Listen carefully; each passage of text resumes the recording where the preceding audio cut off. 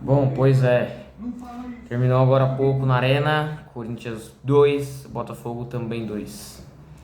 Um empate que não ajuda nenhum dos dois, só que sai pior pro lado do Corinthians. Pois era o time local e também saiu ganhando. Bom, vamos lá, escalação. O Corinthians começa com uma escalação não tão surpreendente, né? Teve o Hugo de volta, né? Teve o Bidu de volta, que estava fora no último jogo do Cruzeiro, no domingo passado. Teve também a volta do Maicon, enfim, né? Teve por outro lado, Memphis e o Martinez fora, né? Mais uma vez para variar, né? O volante venezuelano. Bom, a escalação do Corinthians, o Corinthians que começou na linha de 4, né? Mateuzinho, Tioca, Gustavo Henrique, Bidu.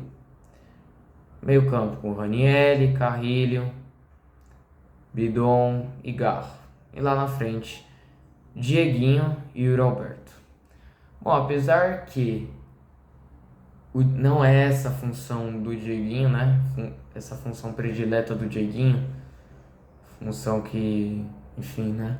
Mas ele até que foi razoavelmente bem ali, jogando, quebrando um galho ali como um falso 9, se é que podemos dizer assim, né?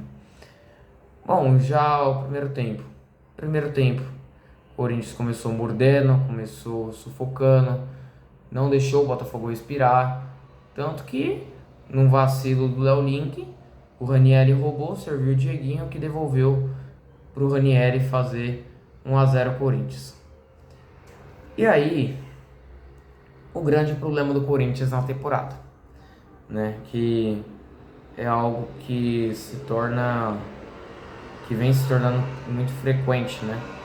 Do Corinthians, que se tornou, na verdade, muito frequente do Corinthians nessa temporada de 2025. Do que fazer 1-0, não matar o jogo e, consequentemente, tomar empate, tomar virada. E foi o que aconteceu. O Corinthians estava melhor no primeiro tempo, poderia tranquilamente ter feito 2-3-0. Resultado, não fez. Segundo tempo, o Botafogo veio com outra cara, tanto que nos primeiros minutos empatou o jogo cuiabano, um belo gol inclusive. Aí depois um golaço viraram o jogo. Cara, e passaram a tomar conta, eu digo, de boa parte do segundo tempo, cara. No segundo tempo o Corinthians não foi bem, o Léo Link não sujou o uniforme no segundo tempo, né? Um Corinthians que estava mais uma vez muito ansioso, um Corinthians sem repertório, um Corinthians que sem padrão de jogo, time desorganizado, enfim.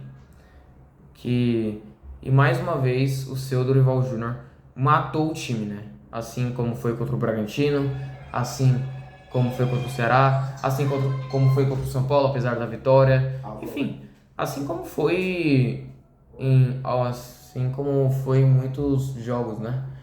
Assim como o Dorival faz muitos jogos. Quando ele não mata o time na escalação, ele mata o time durante o jogo. Quando ele não mata o time durante o jogo, ele mata na escalação. É incrível, o Dorival ele consegue errar pelo menos uma vez em todas, não digo todas, mas em boa parte das partidas, né? Então, tanto que demorou para mexer o meio-campo do Corinthians.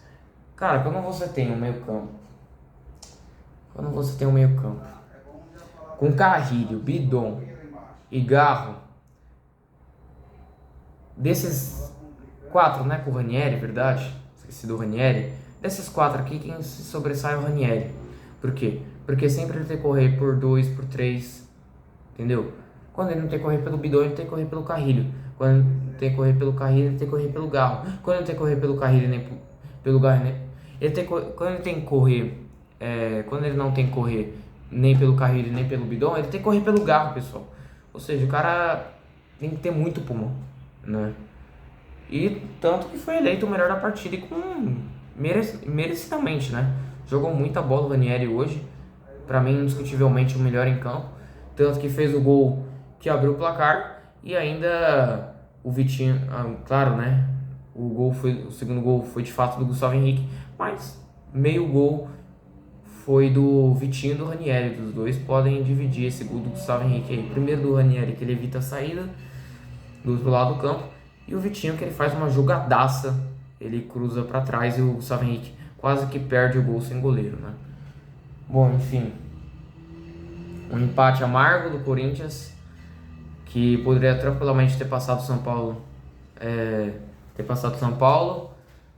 e que a Libertadores agora fica mais distante do Corinthians. Próximo jogo do Corinthians agora na quarta-feira contra o Fortaleza, no Castelão. Corinthians.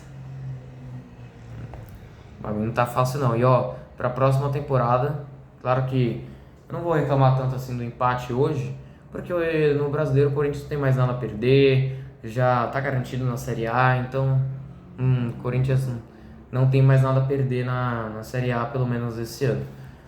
Porém, uma coisa é fato.